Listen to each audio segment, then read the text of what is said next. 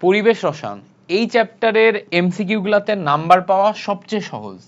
এখানকার বেসিকগুলা একদম ইজি লাগে আমার কাছে, এবং আমার মনে হয় যে এগুলা তুমি যদি জাস্ট কয়েকবার প্র্যাকটিস করো, তোমার যদি একবার বেসিক ক্লাস করা থাকে এবং কয়েকবার প্র্যাকটিস করো, এই চ্যাপ্টার থেকে খুব সহজেই তুমি এমসিকিউতে মার্ক তুলতে পারবা।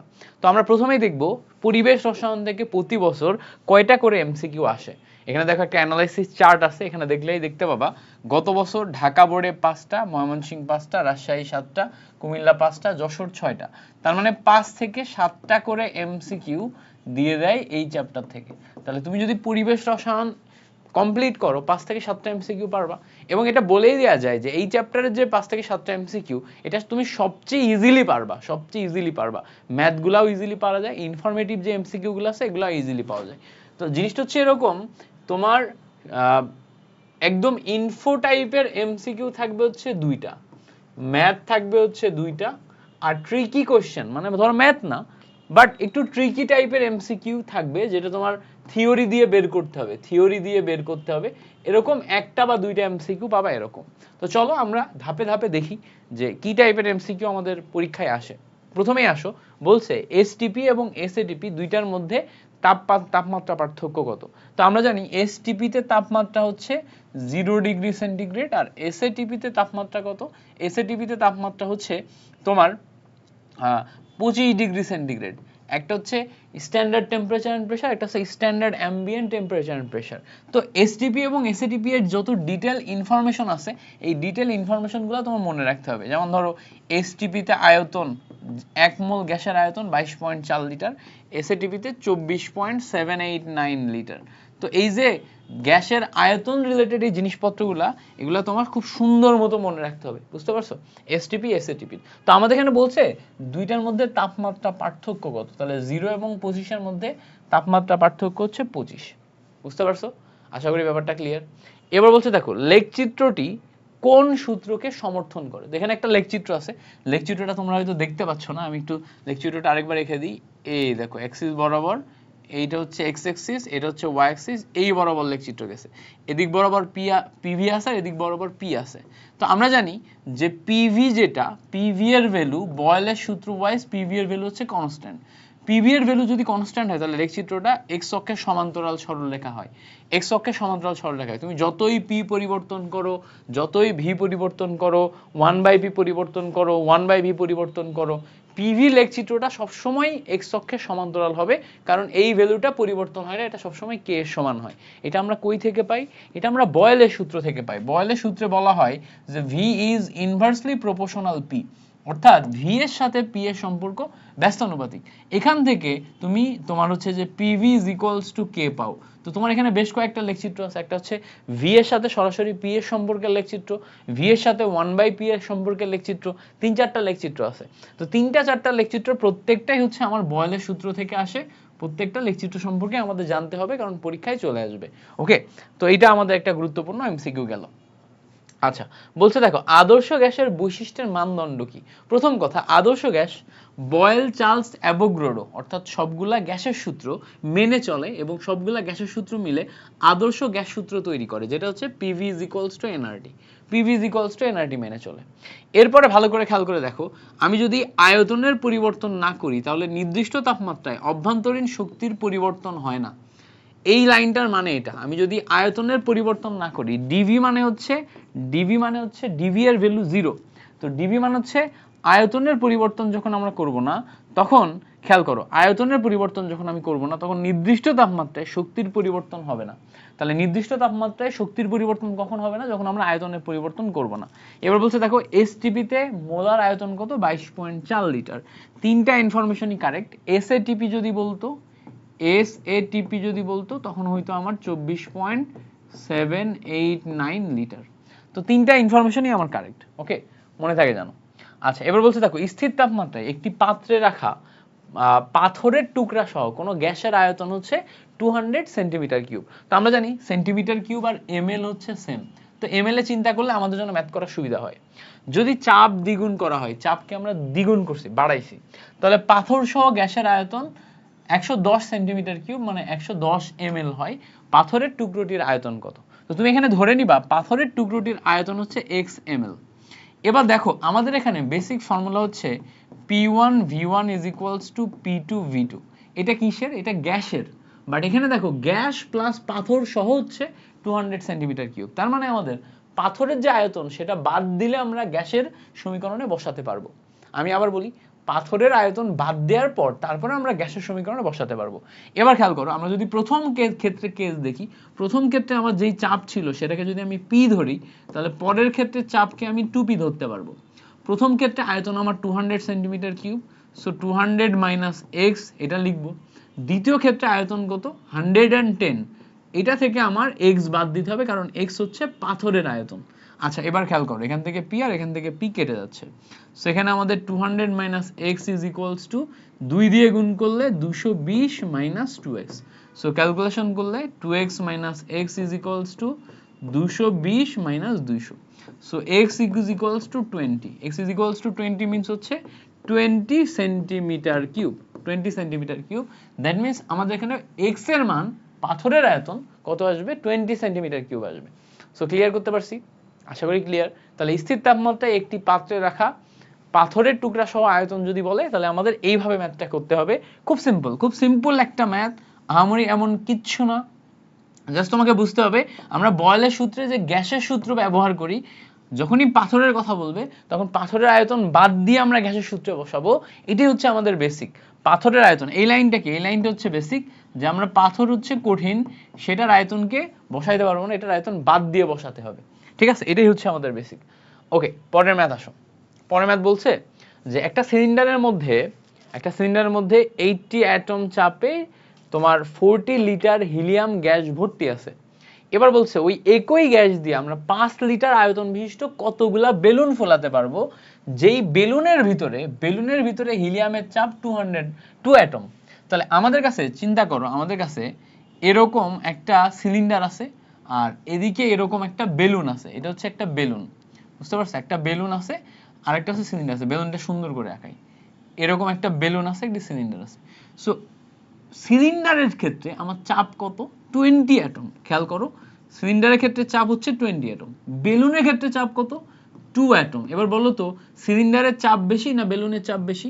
উত্তর হচ্ছে সিলিন্ডারের চাপ বেশি। সিলিন্ডারের যেহেতু চাপ বেশি, সিলিন্ডারের মধ্য থেকে আমি অতিরিক্ত পরিমাণ গ্যাসকে বের করে বেলুন ফুলাইতে পারবো, বাট সিলিন্ডারের আয়তনের সমান যে বেসিক চাপ ওটা আমি বের করতে পারবো না। মানে এর ভিতরে অ্যাটলিস্ট 20 অ্যাটমে, ওই যে 20 অ্যাটমে 40 লিটার আয়তন, এটা আমার অন্তত থাকবেই, কারণ আমার এখানে চাপ বেশি।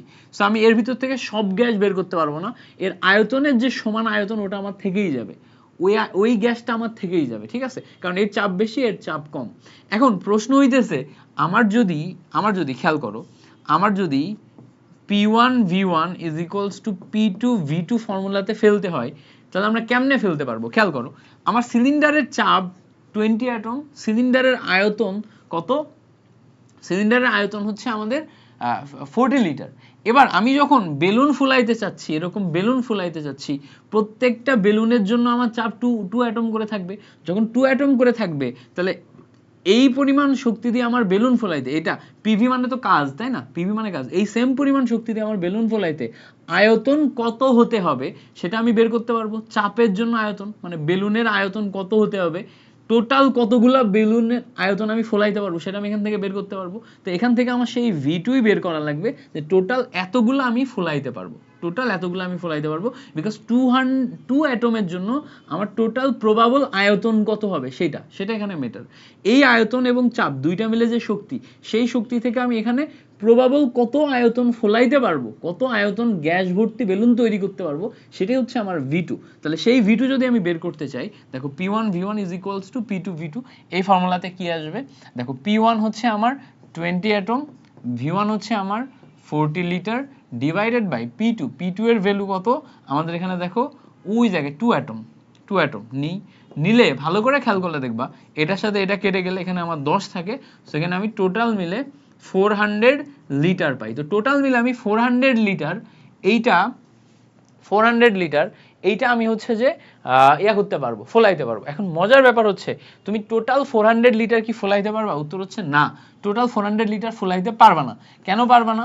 কারণ হচ্ছে এই যে সিলিন্ডার ছিল, সিলিন্ডারের আয়তন হচ্ছে 40 লিটার ছিল, কত লিটার ছিল?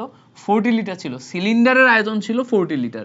এই যে সিলিন্ডারের আয়তনের 40 লিটার, এই 40 লিটারকে যেহেতু আমার সিলিন্ডারের চাপ বেশি, এই 40 লিটার গ্যাসকে আমি কখনো বের করতে পারবো না, কারণ এখানে চাপ বেশি এখানে চাপ কম। এই চাপ দিয়ে আমি এটাকে বের করতে পারবো না, ঠিক আছে? তাহলে এই 40 লিটার বাদ দিতে হবে। তাহলে আমার এখানে কি করতে হবে?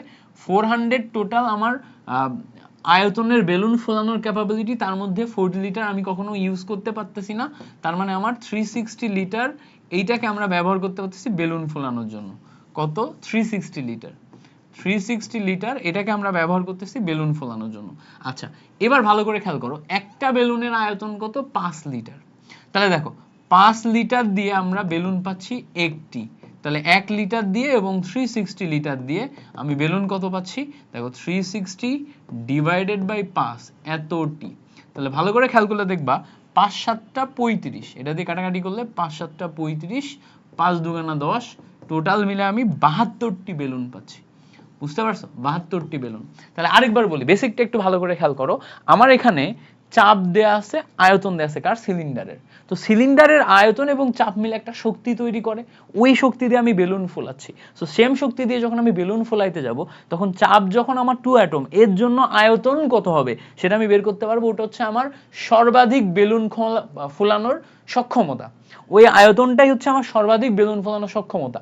কিন্তু যেহেতু আমার সিলিন্ডারের চাপ বেশি, ফলে সিলিন্ডারের যে বেসিক আয়তন যেটা 40 লিটার, ওই আয়তনটাকে আমি বের করতে পারবো না। এটাকে যখন আমি 2 অ্যাটমে নিয়ে আনবো, তখন অতিরিক্ত আয়তনটা বের হয়ে যাবে, বাট 40 লিটার বের হবে না।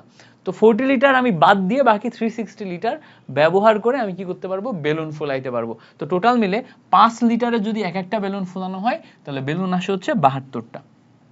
আচ্ছা, এবার আসো, 27 ডিগ্রি সেন্টিগ্রেড তাপমাত্রায় 750 মিলিমিটার চাপে একটি গ্যাসের ঘনত্ব 1.5 গ্রাম পার লিটার।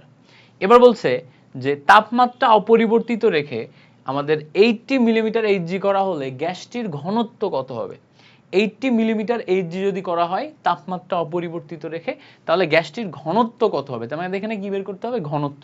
আচ্ছা, আমাদের এখানে কিন্তু শর্ত বলেই দিয়েছে তাপমাত্রা অপরিবর্তিত রেখে। এখন দেখো, আমরা জানি নর্মাল ক্ষেত্রে P1 V1 is equals to P2 V2, এটা হচ্ছে আমাদের বয়েলের সূত্র। ঘনত্ব রিলেটেড তো আমরা ফর্মুলা জানি না, তো ঘনত্ব রিলেটেড ফর্মুলা আমাদের বের করে নিতে হবে। দেখো M is equals to rho V, যেখানে আমাদের আয়তন এবং ঘনমাত্রা আছে, তাই না? আমাদের যদি ভর ফিক্স থাকে, ভর সেম থাকে, আমরা যদি ভর অপরিবর্তিত রাখি, তখন rho is equals to M by V, অর্থাৎ ঘনত্বের সাথে আয়তনের সম্পর্ক ব্যস্তানুপাতিক। তার মানে যেখানে আমার আয়তন ভি আছে, ওখানে ঘনত্ব আমি ব্যস্তানুপাতিক সম্পর্কে পাবো। ফলে আমি এখানে P one divided by rho one is equals to P two divided by rho two, এরকম পাবো ঘনত্বের ফর্মুলা।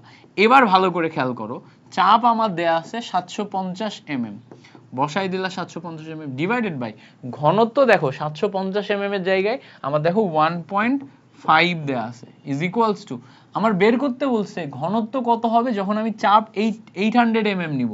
তো চাপ যখন 800 mm, তখন আমার ঘনত্ব রো টু কত সেটা বের করতে হবে।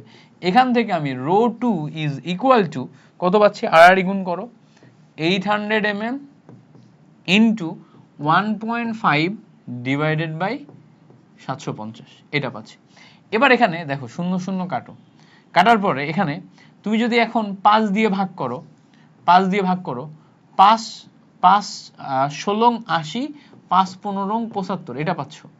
এখানে পয়েন্ট তুলে দিলে নিচে একটা 10 পাবে, এটার সাথে এটা কেটে যাবে, কেটে গেলে দেখো 16কে 10 দিয়ে ভাগ করলে 1.6, এই 1.6 হচ্ছে গ্রাম পার লিটার। এই গ্রাম পার লিটারে আমি কি পাচ্ছি? এখানে ঘনত্ব পেয়ে যাচ্ছি ক্যালকুলেশন করে 1.6 গ্রাম পার লিটার। চাইলে তুমি ক্যালকুলেটরে অনায়াসে করে ফেলতে পারতা।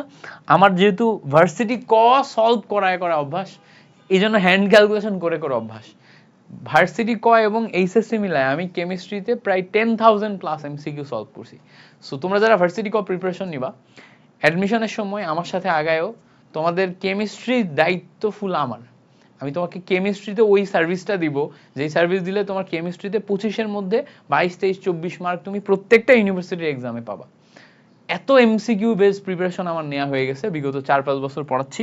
সো ইনশাল্লাহ তোমাদের হচ্ছে যে ভার্সিটি কয়ের দায়িত্ব ফুল আমার থাকবে। আচ্ছা, বলছে দেখো লেখচিত্রটি কোন সূত্রকে সমর্থন করে? এই লেখচিত্রে দেখো এই হচ্ছে আমার এক্সিস আছে, আর এই বরাবর হচ্ছে আমার পি আছে। তো আমি বাম সাইডে দেখতে পাচ্ছি ভি বাই টি, তো আমরা জানি V is proportional to T, V by T is equals to হচ্ছে কনস্ট্যান্ট। এটা কার সূত্র? এটা হচ্ছে চার্লসের সূত্র। চার্লসের সূত্রে V by T is equals to যখন কনস্ট্যান্ট, তখন এটা এক্স অক্ষের সমান্তরাল সরলরেখা হয়। এই সাইডে তুমি টি দাও, ভি দাও, আর যেটাই দাও পরিবর্তন করলে কখনোই তোমার ভি বাই টি এর মান পরিবর্তন হয় না। তাহলে এটা কি? এটা হচ্ছে এক্স অক্ষের সমান্তরাল সরলরেখা। এটা কি? এটা হচ্ছে এক্স অক্ষের সমান্তরাল সরলরেখা। কোন সূত্র থেকে আসছে? চার্লসের সূত্র থেকে আসছে। মাথায় রাখবো, তোমার আয়তনের সাথে তাপমাত্রা সূত্র সম্পর্ক হচ্ছে চার্লস, আয়তনের সাথে তাপমাত্রা সম্পর্ক হচ্ছে চার্লস। আচ্ছা, এবার আসো, বলছে দেখো আদর্শ গ্যাসের ক্ষেত্রে নিচের কোনটি সঠিক? এখানে যে লেখচিত্রগুলো আছে এগুলোর ভিতরে কোনটি সঠিক?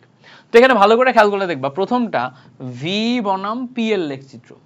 এখানে এই টাইপের কোশ্চেনগুলো সলভ করতে গেলে তুমি সবসময় এই পয়েন্টগুলা দেখবা, পিক পয়েন্টগুলা দেখবা, পিক পয়েন্টগুলা দেখবা, পিক পয়েন্টগুলা দেখবা। এই পিক পয়েন্ট থেকে খেয়াল করো, এই পিক পয়েন্ট থেকে তুমি যদি এক্স অক্ষে এই ওয়াই অক্ষের উপরে দাগ টানো, পিক পয়েন্ট থেকে, একদম পিক পয়েন্ট থেকে তুমি যদি ওয়াই অক্ষের উপরে দাগ টানো, হ্যাঁ এভাবে এভাবে দাগ টানো, এবার খেয়াল করো তো তুমি T1 এর জন্য V1 পাবা, T2 এর জন্য V2 পাবা, T3 এর জন্য V3 পাবা। আচ্ছা, এবার আমরা এখানে দেখতেই পাচ্ছি, এখানে আমি একদম ইজিলি দেখতে পাচ্ছি, এভাবে যদি তুমি দাগ টানো আমি দেখতে পাচ্ছি যে চার্লসের সূত্র অনুযায়ী V is proportional to T, V is proportional to T, মানে V আর T দুইটা সমানুপাতিক সম্পর্কে আছে, V বাড়লে T বাড়বে, V কমলে T কমবে। এই জায়গাতে V3 এর ভ্যালু সবচেয়ে বেশি, তারপরে V2, তারপরে V1, তাহলে সেই হিসাবে T3 এর ভ্যালু সবচেয়ে বেশি হবে, তারপরে T2, তারপরে T1। তার মানে দেখো T3, T2, T1 প্রথমটা আমার কারেক্ট। আচ্ছা, এবার আসলো, এবার ভালো করে খেয়াল করো, V বনাম P এর যে লেখচিত্র, এইটা আমাদের এই কি হয়, আয়তকার হয় না, অধিবৃত্তাকার হয়। যেহেতু V এর সাথে P ব্যস্তানুপাতিক সম্পর্কে আছে, তাহলে অধিবৃত্তাকার হয়। তো V এর সাথে P যখন ব্যস্তানুপাতিক সম্পর্কে আছে, এরকম x অক্ষের সমান্তরাল সরলরেখা, এটা তো কখনো সম্ভবই না। PV is equals to K হলে x অক্ষের সমান্তরাল সরলরেখা হয়, তখন সম্ভব, নর্মালি তো সম্ভব না। তার মানে এটা লেখচিত্রটাই ভুল। আচ্ছা, এবার আসো, এখানে আসো, যখন আমরা V এবং T এর সম্পর্ক নিচ্ছি, V is proportional to T, তখন মূলবিন্দুগামী সরলরেখা হচ্ছে। এখন ইয়া হইতেছে যেখানে তুমি বের করবা কিভাবে, দেখো V এর সাথে P এর সম্পর্ক দেখতে হবে, আমরা জানি V এর সাথে P এর সম্পর্ক ব্যস্তানুপাতিক। আচ্ছা, এবার আমি এখানেও সেম কাজ করব। সেম কি কাজ? এই P এর যে মেইন পয়েন্ট আছে এই বরাবর দাগ টানবো, P এর যে মেইন পয়েন্ট আছে এই বরাবর দাগ টানবো, মানে কি টানবো, এই বরাবর হচ্ছে যে লম্ব টানবো, লম্ব টান। তো লম্ব টানার পরে এই P3 এর জন্য V3 পাচ্ছি, P2 এর জন্য V2 পাচ্ছি, P1 এর জন্য V1 পাচ্ছি। এখন দেখো তো V আর P এর সম্পর্ক ব্যস্তানুপাতিক, ভ্যালুর দিক দিয়ে তাকাইলে এখানে V1 সবচেয়ে বড়, তারপরে V2, তারপরে V3। তাহলে P যেহেতু ব্যস্তানুপাতিক সম্পর্ক, উল্টায় যাবে, তোমার এদিক বরাবর P3 সবচেয়ে বড় হবে, তারপরে P2, তারপরে P1। বুঝতে পারছো? এইভাবে তোমার পুরো জিনিসটা ওয়ার্ক করবে। তাহলে দেখো এইটা কারেক্ট আনসার না, কারণ এখানে P3, P2, P1 আছে, তাহলে 1 এবং 3 এটা হচ্ছে আমাদের কারেক্ট আনসার। ওকে, এবার বলছে দেখো P বনাম 1/v লেখচিত্রের ঢাল 10 হলে আয়তন কত? P বনাম 1/v যেটা আছে এটা লেখচিত্রের ঢাল 10 হলে আয়তন কত? যখন চাপ 2 অ্যাটম, চাপ যখন 2 অ্যাটম, তখন P বনাম 1/v লেখচিত্রের ঢাল। আচ্ছা, এবার ভালো করে খেয়াল করো, আমাদের যখন P বনাম 1/v লেখচিত্র বলছে না, তা আমরা কি করব, P is inversely proportional to V, এই ফর্মুলার দিকে তাকাবো। এই ফর্মুলাতে তুমি যদি দেখাও তাহলে P is equals to K into 1/v হবে। এবার এখানে ভালো করে খেয়াল করে দেখবা, y অক্ষ বরাবর P রাখা হয়েছে, তো y অক্ষ বরাবর P রাখলা, 1/v কে x অক্ষ বরাবর রাখা হয়েছে, 1/v কে x অক্ষ বরাবর রাখলা, তার মানে K হচ্ছে আমার ঢাল হিসেবে কাজ করে। K কি হিসেবে কাজ করে? ঢাল হিসেবে কাজ করে। এই ঢালের ভ্যালু 10 দেয়া থাকা মানে K এর ভ্যালু 10। আচ্ছা, ভালো করে খেয়াল করো তো 1/v এর এখানে চাপের মান 2 অ্যাটম দেয়া আছে না, তার মানে P এর ভ্যালু 2 অ্যাটম দেয়া আছে। তার মানে আমি এখানে P এর ভ্যালু 2 অ্যাটম পাচ্ছি, K এর ভ্যালু 10 পাচ্ছি, ইনটু 1/v পাচ্ছি। এখান থেকে যদি আমি এখন আয়তন বের করতে চাই, আয়তন বের করতে চাই, তাহলে V is equals to 10 divided by 2, মানে 5 লিটার। ক্লিয়ার করতে পারছি? তাহলে আমরা একদম বেসিক ইকুয়েশন অ্যানালাইসিস করলাম, বেসিক ইকুয়েশন অ্যানালাইসিস করে 3-4 স্টেপে ভাগ করে একদম ইজিলি করে ফেললাম, একদম ইজিলি। এর জন্য ক্যালকুলেটর লাগবে? ক্যালকুলেটর লাগবে না, ওই সিগমা এডিট করো, ক্যালকুলেটর ফেলাও। এরকম করে যদি এখন ক্যালকুলেটর ফেলাই দিই সিগমা হবো, বাট আমার ক্যালকুলেটারের প্রতি মায়া অনেক বেশি, অনেক কষ্ট করে কিনছি এই ক্যালকুলেটারটা।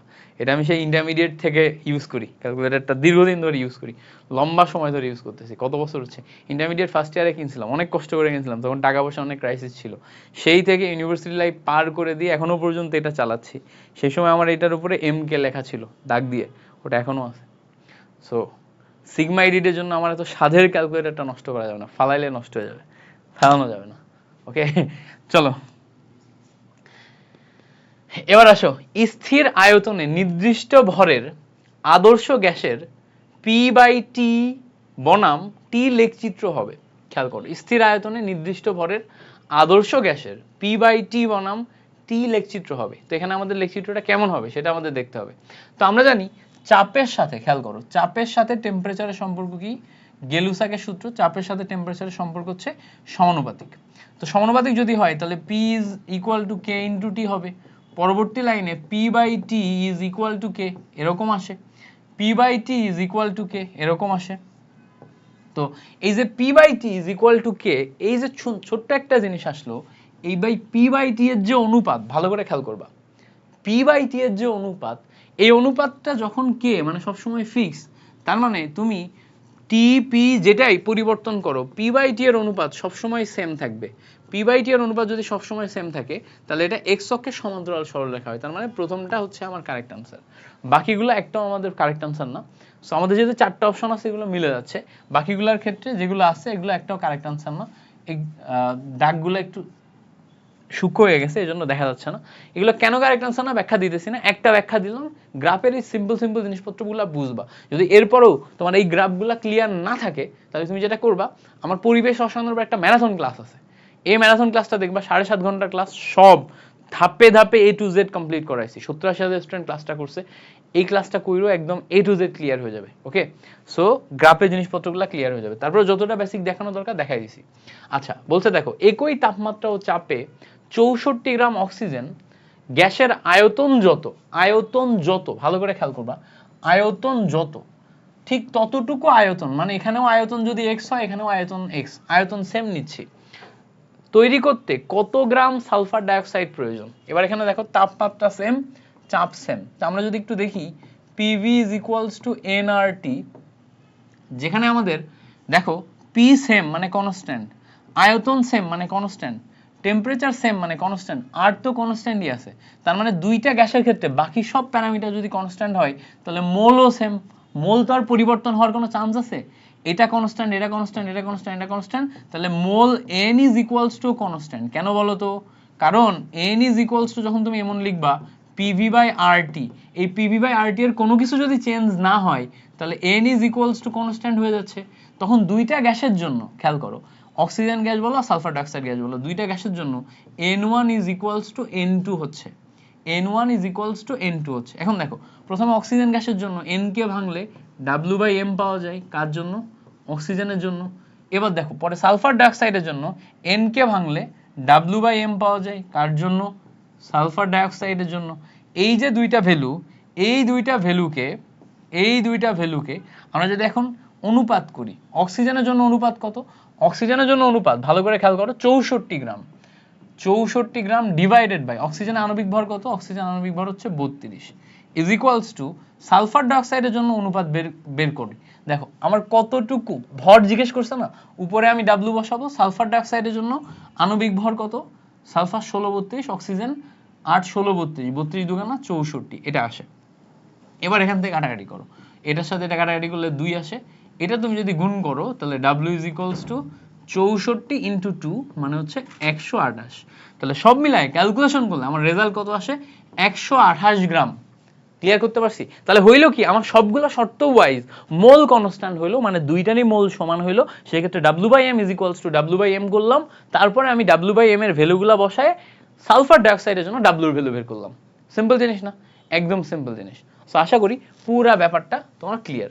এবার আসো, পরে আসি, এ বোলজম্যান ধ্রুবকের একক কি? বোলজম্যান ধ্রুবকের একক। ভাই আমরা বোলজম্যান ধ্রুবক বলতে কি বুঝি? আমরা জানি একটি অণু পরমাণুর জন্য যে একটি অণু গ্যাসের জন্য যে মোলার গ্যাস কনস্ট্যান্ট সেটা হচ্ছে আমার বোলজম্যান ধ্রুবক কে, আর 1 মোলের জন্য মোলার গ্যাস ধ্রুবক আর। তো একটি অণু বের করার জন্য k = উপরে r ডিভাইডেড বাই Na করতে হয়। কারণ কি Na মানে হচ্ছে 1 মোল গ্যাসের অণু সংখ্যা, 1 মোল গ্যাসের অণু সংখ্যা দিয়ে ভাগ করলে একটি অণু পাওয়া যায়। এবার ভালো করে খেয়াল করো, আর এর যে ইউনিট এটা কি, এটা হচ্ছে জুল পার মোল পার কেলভিন, আর টোটাল Na যেটা এটা দিয়েও তো মোলই প্রকাশ করে, তাই না? এটা দিয়েও তো মোলই প্রকাশ করে। তো এই জায়গাতে খেয়াল করলে দেখবা যে জুল পার মোল পার কেলভিন যেটা, এখান থেকে এটা দিয়েও মোলই প্রকাশ করলে মোল মোল কেটে যায়, আলটিমেটলি মোল মোল কেটে যায়, মোল মোল কেটে যায় আলটিমেটলি এখানে কি থাকে, জুল পার কেলভিন থাকে, মোল মোল ভ্যানিশ হয়ে যায়। সো এখান থেকে আমরা পাই হচ্ছে জুল পার কেলভিন। কি পাই? Joule per kelvin. বুঝতে পারছো? কি পাই? Joule per kelvin. Okay, clear? তো বোলজম্যান ধ্রুবকের একক সবসময় মাথায় রাখবা হচ্ছে জুল পার কেলভিন। আচ্ছা, বলছে দেখো কোন গ্যাসের তাপমাত্রা ও চাপ দ্বিগুণ করা হলে আয়তনের কি পরিবর্তন হবে? তো আমাদের তাপমাত্রা এবং চাপ দ্বিগুণ করছি, আয়তনের পরিবর্তন, তার মানে এটা সমন্বয় সূত্র নিতে হবে। তিনটাই আমাদের আছে, P1 V1/T1 = P2 V2 divided by T2, সবগুলাই আমাদের ব্যবহার হবে। তো এখান থেকে যদি আমরা আসি আয়তনের পরিবর্তন করতে যাচ্ছি, তাই না? তো ভালো করে খেয়াল করে দেখবা তাপমাত্রা এবং চাপ দ্বিগুণ করতেছি। তো চাপ যদি দ্বিগুণ করি, এই সাইডের চাপ P, এই সাইডের চাপ 2P। তাপমাত্রা যদি দ্বিগুণ করি, এই সাইডের তাপমাত্রা T, এই সাইডের তাপমাত্রা হচ্ছে 2T। আচ্ছা, এবার বলছে যে আয়তনে কিরকম পরিবর্তন হবে, এই সাইডে আয়তন V1, এই সাইডে আয়তন হচ্ছে V2। এবার খেয়াল করো, এই দুই কেটে যায়, এই P কেটে যায়, এই T কেটে যায়, সো V1 = V2 থাকে, মানে আয়তনে কোনো পরিবর্তন হয় না, আগে যে আয়তন ছিল সেম আয়তনই থাকে। তাহলে এখানে আমরা বলতে পারতেছি আয়তনের কোনো পরিবর্তন হয় না। কি বলতে পারতেছি? আয়তনের কোনো পরিবর্তন হয় না। সেই পর্যন্ত ক্লিয়ার হয়েছে? এই পর্যন্ত ক্লিয়ার হয়েছে না? ওকে, সো আশা করি পুরো ব্যাপারটা ক্লিয়ার। আমাদের পরের এমসিকিউ দেখো, বলতেছে যে একই তাপমাত্রা ও চাপে, তাপমাত্রা এবং চাপ সেম, মানে তাপমাত্রা এবং চাপ আমরা পরিবর্তন করি নাই, টেম্পারেচার প্রেসার সেম, সমপরিমাণ ভর মানে কি? মানে আমাদের এখানে ভরও সেম, যদি এটাকে আমরা x ধরে নিই, ভরও আমাদের সেম। এবিসি গ্যাস পৃথকভাবে সম আয়তনে রক্ষিত আছে, মানে কি আয়তনও আমাদের সেম। তো সম আয়তনে রক্ষিত থাকলে এখানে এই সিকোয়েন্সটা যদি হয় তাহলে নিচের কোনটি সঠিক? তাহলে আমরা যদি এখানে ভালো করে খেয়াল করে দেখি, একই তাপমাত্রা ও চাপে আমাদের এই সবগুলা যখন সেম, তখন খেয়াল করে দেখো একই তাপমাত্রা ও চাপে সমপরিমাণ ভর এবং এবিসি গ্যাস পৃথকভাবে সম আয়তনে রক্ষিত আছে, এখানে আমাদের কোনটা সঠিক হবে সেটা বের করতে বলছে। তো এই জায়গাতে আমাদের অ্যাকচুয়ালি দেখতে হবে কি, আমরা ধরো PV = nRT, এই ইকুয়েশনের দিকে যাব। তো এই ইকুয়েশনে আমাদের টেম্পারেচার সেম আছে, তারপরে দেখো আয়তন সেম আছে। তো টেম্পারেচার সেম থাকলে এবং আয়তন সেম থাকলে, যেহেতু এখানে আমাদের অপশনগুলোতে চাপ নিয়ে কথা বলা আছে, কি বলা আছে? চাপ নিয়ে কথা বলা আছে। তো চাপ নিয়ে কথা বলা থাকলে আমরা চাপের সাথে যেইটা অবশিষ্ট থাকবে, আরও তো আমাদের কনস্ট্যান্ট, যেটা অবশিষ্ট থাকবে সেটার সম্পর্ক পাবো। তাহলে দেখো P এর সাথে N এর সম্পর্ক পাচ্ছি, কিসের সাথে? P এর সাথে N এর সম্পর্ক পাচ্ছি। এবার বলছে দেখো ভরও আমাদের সেম, তাই না? তাহলে এখানে আমি যদি এখন ভাগ করি, P is proportional to N কে ভাঙলে W/M পাবো। তো W এর ভ্যালু আমাদের X, যেটা আমাদের দুইটার ক্ষেত্রে সমান, ডিভাইডেড বাই M। তো অ্যাকচুয়ালি এটাও যেহেতু সবগুলা গ্যাসের জন্য সেম, তাহলে X এর মানের উপরেও ডিপেন্ড করবে না। তাহলে আমাদের অ্যাকচুয়ালি চাপের মান ডিপেন্ড করবে আণবিক ভরের উপর। এখন দেখো আণবিক ভরের সাথে চাপের ভ্যালু ব্যস্তানুপাতিক সম্পর্কে আছে। এখানে ভালো করে খেয়াল করলে দেখবা আণবিক ভর A এর আণবিক ভর সবচেয়ে বেশি, তার চেয়ে কম হচ্ছে C এর, তার চেয়ে কম হচ্ছে B এর। তাহলে চাপ যখন বেশি হবে তখন তুমি যখন P দিয়ে লিখবা, PB, এইটা এদিকে উল্টায় যাবে। তো চাপ যেটা আণবিক ভর সবচেয়ে কম ছিল, এটা চাপ সবচেয়ে বেশি হবে, তারপরে যেটা ছিল সেটা তারপরে হবে, তারপরে যেটা ছিল এটা তারপরে হবে। তো এখানে আমাদের, আমি এখানে M লিখে ফেলছি, M না, এটা হবে হচ্ছে P দিয়ে হবে লেখাগুলো। তো একটু দেখি, এটা হচ্ছে PC, এটা হচ্ছে PA, তাহলে এটা হচ্ছে আমাদের চাপের ক্রম, তাহলে দেখো চাপ সবচেয়ে বেশি পিবি, তারপরে পিসি, তারপরে পিএ, তার মানে আমাদের এখানে ঘ নাম্বার বা ডি নাম্বার হচ্ছে কারেক্ট আনসার। ঘ নাম্বার বা ডি নাম্বার হচ্ছে কারেক্ট আনসার। এবার বলছে দেখো 100 ডিগ্রি সেন্টিগ্রেড তাপমাত্রায় 2.02 অ্যাটম চাপে কার্বন ডাইঅক্সাইড গ্যাসের ঘনত্ব কত? তো এখানে আমাদের ঘনত্ব বের করতে বলছে। এখন আমাদের একটা ফর্মুলা আছে, ভালো করে খেয়াল করে দেখবা, PM is equals to DRT, মনে আছে? PM is equals to DRT, এখান থেকে ঘনত্ব D is equals to উপরে PM নিচে RT লেখা যায়।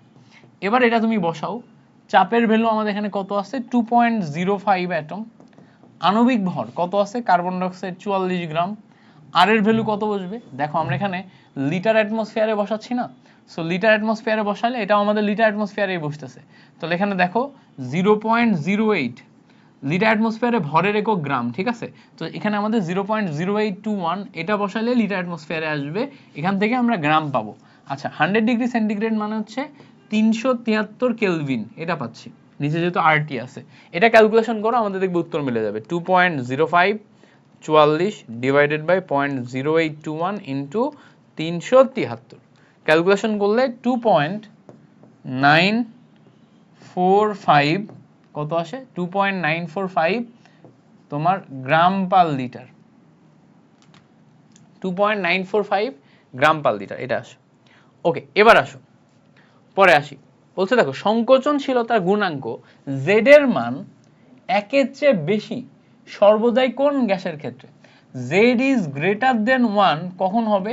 z is greater than 1 তখনই হবে, z is greater than 1, এই যে z is greater than 1 তখনই হবে যখন আমাদের ওই গ্যাসগুলোর আণবিক ভর কম হবে। এটা দেখে চেনার একটা সহজ উপায়, সহজ ট্রিক্স কি? সহজ ট্রিক্স হচ্ছে আণবিক ভর কম কোনটার, সহজ ট্রিক্স হচ্ছে আণবিক ভর কম। তো খেয়াল করো, আণবিক ভর কম, আণবিক ভর কম দেখবা হাইড্রোজেন হিলিয়াম এই দুইটা আণবিক ভর কম, হাইড্রোজেন হিলিয়াম এই দুইটা আণবিক ভর কম হওয়ার কারণে এই দুইটার ক্ষেত্রে z এর মান গ্রেটার দেন 1 হবে। তাহলে আমি দুইটা নিতে পারবো, একটা হচ্ছে হাইড্রোজেন হিলিয়াম, এই দুইটার মান z এর মান গ্রেটার দেন 1, একের চেয়ে বেশি। আচ্ছা পরে আসো, অ্যামাগা লেখচিত্রে কোনটি অধিক ঋণাত্মক বিচ্যুতি দেখায়? তো অ্যামাগা লেখচিত্রের বিচ্যুতির ক্ষেত্রে আমাদের বিবেচনার যে ক্রম সেটা কি কি আছে? প্রথম কথা হচ্ছে হাইড্রোজেন বন্ড, হাইড্রোজেন বন্ড যে তৈরি করবে সে সবচেয়ে বেশি বিচ্যুতি দেখাবে। তারপরে হচ্ছে পোলারিটি, হাইড্রোজেন বন্ডের মধ্যে আবার তোমার হচ্ছে যে ক্রোম আছে আলাদা, বাট নর্মালি আমরা অতগুলা দেখি না, আমাদের নর্মাল সেন্সে এক একটা করেই থাকে, গাদাখানি থাকে না। সো সেই ক্ষেত্রে আমাদের কোশ্চেনের ডিফিকাল্টি লেভেল অনেক হাই না যে হাইড্রোজেন বন্ডের মধ্যেও আমাদের আবার ক্রোম লাগবে, নর্মালি তোমার একটা হাইড্রোজেন বন্ডই থাকবে। তো হাইড্রোজেন বন্ড, পোলারিটি, এরপরে দেখো আণবিক ভর, তাই না? তারপর হচ্ছে বহু অণু, তারপর হচ্ছে একক পরমাণু, এই হচ্ছে আমাদের ক্রম। তো প্রথমে আমাদের বিবেচনা করতে হবে হচ্ছে হাইড্রোজেন বন্ড, তারপর পোলারিটি, তারপর আণবিক ভর, তারপর বহু অণু, তারপর একক পরমাণু। তো আমি যদি এইটাই বিবেচনা দেখি, এই বিবেচনাতে দেখো অ্যামোনিয়ার মধ্যে হাইড্রোজেন বন্ড আছে, সো অ্যামোনিয়া হচ্ছে সবচেয়ে বেশি অ্যামাগা বিচ্যুতি দেখাবে। আর সবচেয়ে কম দেখাবে কে বলতো? সবচেয়ে কম দেখাবে হচ্ছে একক পরমাণু। একক পরমাণু কে বলতো? হিলিয়াম হচ্ছে একক পরমাণু, সবচেয়ে কম হচ্ছে হিলিয়াম দেখাবে, কারণ হিলিয়াম হচ্ছে একক পরমাণু। ওকে, সো একক পরমাণুর বিচ্যুতি সবচেয়ে কম। আচ্ছা, সন্ধি তাপমাত্রার নিচে পদার্থের অবস্থা কোনটি? সন্ধি তাপমাত্রার নিচে পদার্থের অবস্থা হচ্ছে তরল, ঠিক আছে? তো এটা আমাদের মাথায় রাখতে হবে, সন্ধি তাপমাত্রা বা সংকট তাপমাত্রা, এটার নিচে হচ্ছে পদার্থের অবস্থা তরল। ওকে, এটা হচ্ছে সন্ধি তাপমাত্রা, এই কনসেপ্টটাই তোমার ওই যে লিকুইফিকেশনের সময় পড়ানো হয়। আচ্ছা, এবার বলছে দেখো 4 গ্রাম হাইড্রোজেন গ্যাসের অবস্থার সমীকরণ কোনটি? আচ্ছা, এখানে ভালো করে খেয়াল করলে দেখবা হাইড্রোজেন গ্যাসের জন্য আমরা বের করতেছি কি ভ্যান ডার ওয়াল সমীকরণ। আমরা জানি নরমালি ভ্যান ডার ওয়াল সমীকরণ P plus n square a by v square into v minus nb is equals to nRT, এটা হচ্ছে আমাদের ভ্যান ডার ওয়াল সমীকরণ। এখন এই যে ভ্যান ডার ওয়াল সমীকরণ, এই ভ্যান ডার ওয়াল সমীকরণে n এর মান যেটা আছে না, এইটা পরিবর্তন করা যায়, n এর মানটা আমাদের বসাতে হবে। তো এখানে ভালো করে খেয়াল করলে দেখবা 4 গ্রাম হাইড্রোজেনের কথা লেখা আছে, so n is equals to w divided by m। তো w ডিভাইডেড বাই m করলে উপরে দেখো 4 গ্রাম, নিচে আমাদের 2, ক্যালকুলেশন করলে আমাদের এখানে 2 মোল আসে, তাই না? তো 2 মোল আসলে ভালো করে খেয়াল করো, p প্লাস 2 এর স্কোয়ার মানে 4a divided by v square, into V minus NB, NB মানে কি 2b is equals two nRT মানে কি 2RT। এই হচ্ছে আমাদের 4 গ্রামের জন্য ইকুয়েশন। তো 4 গ্রামের জন্য ইকুয়েশন দেখো এটার সাথে মিলে, 4 গ্রামের জন্য ইকুয়েশন এটার সাথে মিলে, সো সি নাম্বার হচ্ছে আমাদের কারেক্ট আনসার। আচ্ছা পরেরটা আসো, পরে বলতেছে কি রূপে চাপ ও তাপমাত্রায় কোনো বাস্তব গ্যাস PV = nRT সমীকরণ মেনে চলবে। তো আমাদের জিজ্ঞেস করছে কোন একটা বাস্তব গ্যাস কোন শর্তে আদর্শের মতো আচরণ করবে, আদর্শের মতো আচরণ করবে। এখন প্রশ্ন হচ্ছে কারা বাস্তব আর কারা আদর্শ। তো দেখো দুইটা চেম্বার নাও, এর মধ্যে তুমি গ্যাস নিবা, একটা হচ্ছে বাস্তব গ্যাস আর একটা হচ্ছে আদর্শ গ্যাস, একটা হচ্ছে বাস্তব আর একটা হচ্ছে আদর্শ। এখন আদর্শ গ্যাসের ক্ষেত্রে একটা কন্ডিশন হচ্ছে কণাগুলা পরস্পর থেকে অনেক দূরত্ব বজায় রেখে চলে, কণাগুলা পরস্পর থেকে দূরত্ব বজায় রেখে চলে। তো কণাগুলা যখন পরস্পর থেকে দূরত্ব বজায় রেখে চলে তখন কণাগুলার নিজেদের মধ্যে আন্তঃআণবিক আকর্ষণ বল কম। এটা হচ্ছে আদর্শর ক্ষেত্রে। তো কণাগুলাকে যদি আমরা পরস্পর থেকে দূরত্ব বজায় রেখে চলতে চাই, মানে অনেক দূরে দূরে যদি থাকে এবং এদের মাঝখানে আন্তঃআণবিক আকর্ষণ বল যদি কম রাখতে হয় তাহলে কি করতে হবে, এদের না চাপ দেয়া যাবে না, চাপ দেয়া যাবে না। চাপ যদি দাও তাহলে কণাগুলো কাছে চলে আসবে, চাপ যদি দাও তাহলে কণাগুলো কাছে চলে আসবে, তাহলে চাপ দেয়া যাবে না। তাহলে কি হবে, চাপ হবে নিম্ন। তাহলে দেখো চাপ হবে নিম্ন চাপ। এখন তুমি চিন্তা করো এই গ্যাসের ক্ষেত্রে তুমি যদি তাপমাত্রা বাড়াও, উচ্চ তাপমাত্রা দাও, তাপমাত্রা বাড়ালে গ্যাসের কণাগুলো শক্তি অর্জন করবে, ফলে পরস্পর থেকে দূরে চলে যাবে। তা আদর্শ হওয়ার যে বেসিক কন্ডিশন সেটা পূরণ করতেছে নিম্ন চাপ উচ্চ তাপমাত্রা। তো দেখো উতা নিচা এভাবে মনে রাখবা, উতা উচ্চ তাপমাত্রা, নিচা মানে কি নিম্ন চাপ, উচ্চ তাপমাত্রা নিম্ন চাপ। এটা কার জন্য, এটা আদর্শ গ্যাসের জন্য। আচ্ছা এবার খেয়াল করো বাস্তব গ্যাসের ক্ষেত্রে কি হয়, বাস্তব গ্যাসের ক্ষেত্রে কণাগুলা খুব কাছাকাছি অবস্থান করে, কাছাকাছি অবস্থান করানোর জন্য আমরা কি করতে পারি, চাপ বেশি দিতে পারি, চাপ উচ্চ দিতে পারি। তাহলে কাছাকাছি অবস্থান করানোর জন্য আমরা গ্যাসগুলোর চাপ উচ্চ দিতে পারি। এবার উচ্চ চাপ, এবার খেয়াল করো আমি যদি টেম্পারেচার বাড়াই ফেলি তাহলে কণাগুলো পরস্পর থেকে দূরে চলে যাবে, তাহলে টেম্পারেচার বাড়ানো যাবে না, বাড়ালে পরস্পর থেকে দূরে চলে যাবে। তাহলে তাপমাত্রা কি হবে, তাপমাত্রা নিম্ন হবে। তাহলে দেখো যদি আমার কখনো বলে যে বাস্তব থেকে আদর্শে কনভার্ট করতে হবে, তাহলে উচ্চ চাপ নিম্ন তাপমাত্রা থেকে নিম্ন চাপ উচ্চ তাপমাত্রায় কনভার্ট করতে হবে। তাহলে আদর্শের ক্ষেত্রে আমাদের কি করতে হবে, নিম্ন চাপ উচ্চ তাপমাত্রায় কনভার্ট করতে হবে, তাহলে গ্যাসটা আদর্শে রূপান্তরিত হবে। এভাবে মনে রাখবা, তাহলে দেখবা ইজিলি এটা মনে থাকবে। এইটা মনে রাখলেই হচ্ছে উতা নিচা, এটার উল্টো হচ্ছে বাস্তব। আদর্শ ক্ষেত্রে উতা নিচা আর এটা উল্টো হচ্ছে বাস্তব।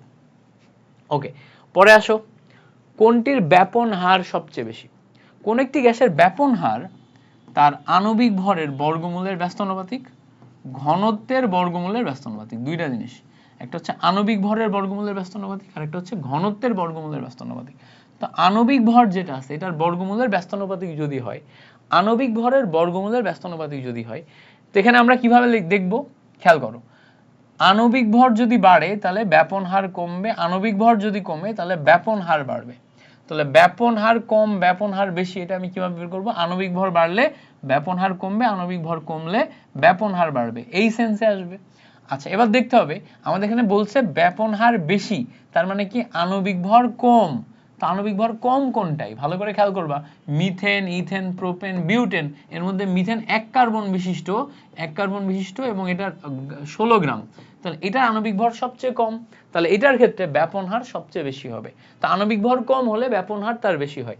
অনেক ক্ষেত্রে তোমার কোন কোন গ্যাসগুলোর ক্ষেত্রে বের করতে বলবে, hydrogen, nitrogen, oxygen, carbon dioxide, sulphur dioxide, এইসব গ্যাসগুলোর ক্ষেত্রে ব্যাপন হার বের করতে বলে। তো সেই ক্ষেত্রে এইগুলোর ক্ষেত্রে একটু মাথায় রাখবা যে হাইড্রোজেনের 2 গ্রাম, নাইট্রোজেনের 28 গ্রাম, অক্সিজেনের 32, কার্বন ডাইঅক্সাইড 44, সালফার ডাইঅক্সাইড হচ্ছে কত 64। এই যে এইগুলার ক্ষেত্রে যেমন ধরো এইটার আমার আণবিক ভর সবচেয়ে কম, তাহলে এর ব্যাপন হার সবচেয়ে বেশি, এটা আণবিক ভর সবচেয়ে বেশি, এর ব্যাপন হার সবচেয়ে কম। তো আণবিক ভর বেশি আণবিক ভর কম এগুলো একটু মাথায় রাখবা। আচ্ছা এবার বলছে দেখো নিচের কোনটি গ্রাহামের ব্যাপন সূত্র। তো আমরা জানি গ্রাহামের ব্যাপন সূত্রের ক্ষেত্রে আমরা একটু আগে দেখছি যে R is proportional to 1/√m। এখান থেকে তুমি ফর্মুলা বের করতে পারবা R1/R2 is equals to √n নিচে m2 divided by m1। আবার আমরা ফর্মুলা দেখলাম আর ইজ প্রপোর্শনাল টু 1/√d ঘনত্বের সাথে, এখান থেকে তুমি ফর্মুলা বের করতে পারবা r1/r2 ইজ ইকুয়ালস টু রুটের নিচে d2/d1, ব্যস্ত আনুপাতিক সম্পর্ক উল্টা সম্পর্ক আসবে। এবার আর গুণ করো, r1 √m1 is equals two r2 √m2, একটা রিলেশনশিপ আসে। এটা দেখো r1 √d1 is equals two r2 √d2, আরেকটা রিলেশনশিপ আসে। সো এই হচ্ছে আমার দুইটা রিলেশনশিপ। এই দুইটা রিলেশনশিপের মধ্যে দেখো এটা আমার হুবহু মিলে যাচ্ছে। সো এটা হচ্ছে গ্রাহামের ব্যাপন সূত্রের সুন্দর একটা ফর্মুলা, এবং এইটা যে কোনো লাইন থেকে এমসিকিউ চলে আসতে পারে, যে কোনো লাইন থেকে এমসিকিউ চলে আসতে পারে। তো এমসিকিউ এর জন্য যে কোনো লাইন ইম্পর্টেন্ট, এটা মাথায় রাখবা। আচ্ছা, আরেকটা ইয়া আছে, সেটা হচ্ছে নিচের কোনটির ব্যাপন হার সমান। ব্যাপন হার সমান এটা কখনো কখনো চলে আসে, দেখো কখনো কখনো এটা আসে, ব্যাপন হার সমান। ব্যাপন হার সমান কখন হয়? ব্যাপন হার সমান তখনই হয় যখন আণবিক ভর সমান হয়। আণবিক ভর সমান হয়, তো দুইটা গ্যাসের যদি আণবিক ভর সমান হয় তখন তার ব্যাপন হার সমান হবে।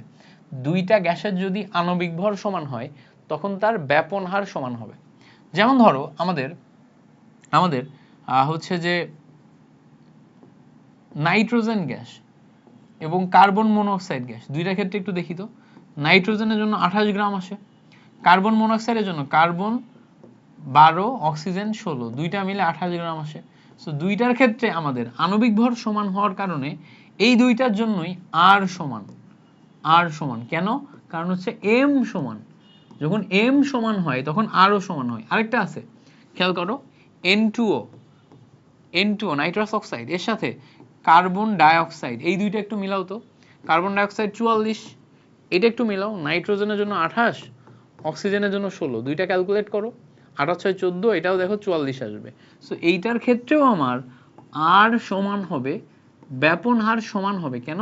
কারণ এম হচ্ছে এখানে আমাদের সমান। তো এম সমান হলে আমাদের অটোমেটিক আর সমান হয়। এই দুইটা একটু মাথায় রাখবা, এটাও আমাদের এমসিকিউতে আসে, হাজারি স্যারের বইতে আছে, প্রচুর আসতে দেখা যায়। আচ্ছা, পরে দেখো, একটি সরল ছিদ্র দিয়ে নির্দিষ্ট সময়ে 5 লিটার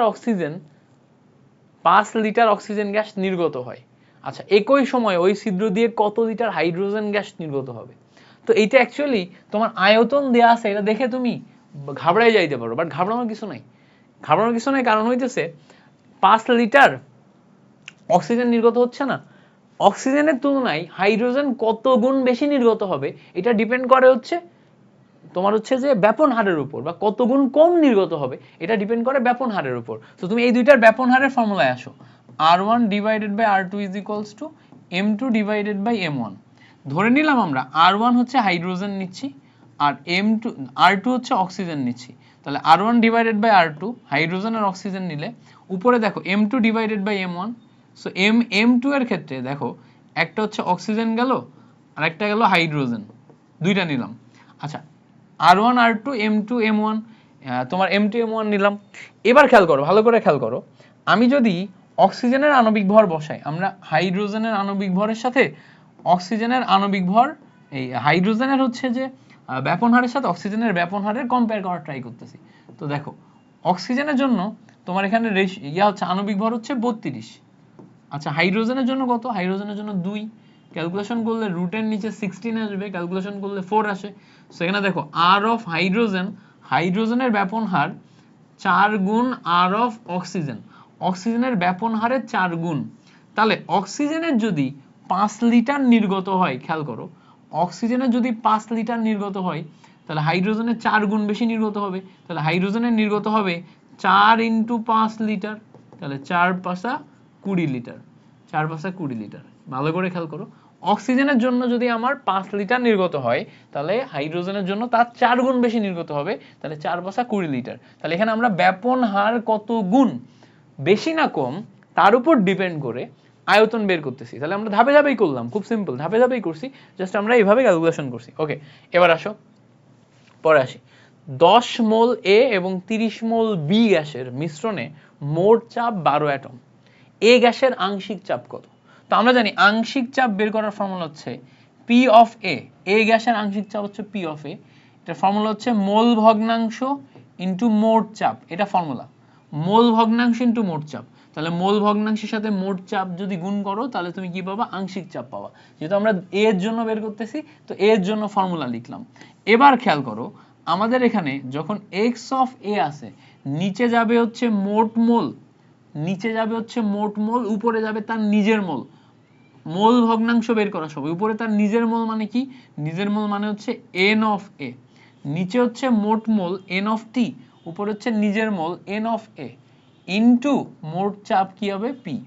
এবার খেয়াল করো মোট মোল আমাদের এখানে কত আছে, 10 মোল প্লাস 30 মোল, টোটাল মিলে 40 মোল, উপরে তার নিজের মোল এ এর জন্য কত 10 মোল। আচ্ছা, ইনটু মোট চাপ পি, মোট চাপ পি হচ্ছে 12 অ্যাটম। ওকে, এইবার খেয়াল করো এখান থেকে যদি কাটাকাটি করি, এটার সাথে এটা কাটাকাটি করে 4 এর সাথে এটা কাটাকাটি করলে 3 এর 4 12, তাহলে এখান থেকে দেখো আমরা 3 অ্যাটম পাচ্ছি। এই 3 অ্যাটম কি, এই 3 অ্যাটম হচ্ছে পি এর আংশিক চাপ, তাহলে পি এর আংশিক চাপ হচ্ছে 3 অ্যাটম। তাহলে আমার টোটাল মিলে মোট চাপ ছিল হচ্ছে 12 অ্যাটম, তার মধ্যে 3 অ্যাটম যদি পি হয় তাহলে এখনো 9 অ্যাটম বাকি থাকে। 9 অ্যাটম কার, 9 অ্যাটম যায় হচ্ছে বি এর জন্য, যেহেতু গ্যাস আমার দুইটাই আছে। আচ্ছা, গ্যাসের গতিশক্তি কোনটার উপর নির্ভর করে, যখনই গ্যাসের গতিশক্তি নির্ভরতার কথা আসবে তখন তুমি একটাই সমীকরণ মাথায় রাখবা, EK is equals to 3/2 nRT, EK is equals to 3/2 nRT, একদম আইডিয়াল ইকুয়েশন, এটার উপর ডিপেন্ড করবে। এখানে তাপমাত্রা আছে, সো তাপমাত্রার উপর ডিপেন্ড করে। এখানে n আছে, n এর মধ্যে আণবিক ভর আছে, মানে গ্যাসের প্রকৃতি, আণবিক ভর গ্যাসের প্রকৃতি নির্ধারণ করে। ঠিক আছে, আণবিক ভর কি নির্ধারণ করে, গ্যাসের প্রকৃতি নির্ধারণ করে। তবে দেখো তাপমাত্রা এবং গ্যাসের প্রকৃতির উপর ডিপেন্ড করতেছে, তাপমাত্রা এবং গ্যাসের প্রকৃতির উপর ডিপেন্ড করতেছে। ওকে, পরে আসো 27 ডিগ্রি সেন্টিগ্রেড তাপমাত্রায় 4.4 গ্রাম কার্বন ডাইঅক্সাইড গ্যাসের গড় গতিশক্তি কত। তো যখনই গড় গতিশক্তির কথা বলতেছে আমরা একটু দেখার চেষ্টা করি, EK is equals to 3/2 nRT, এই ইকুয়েশন নিব।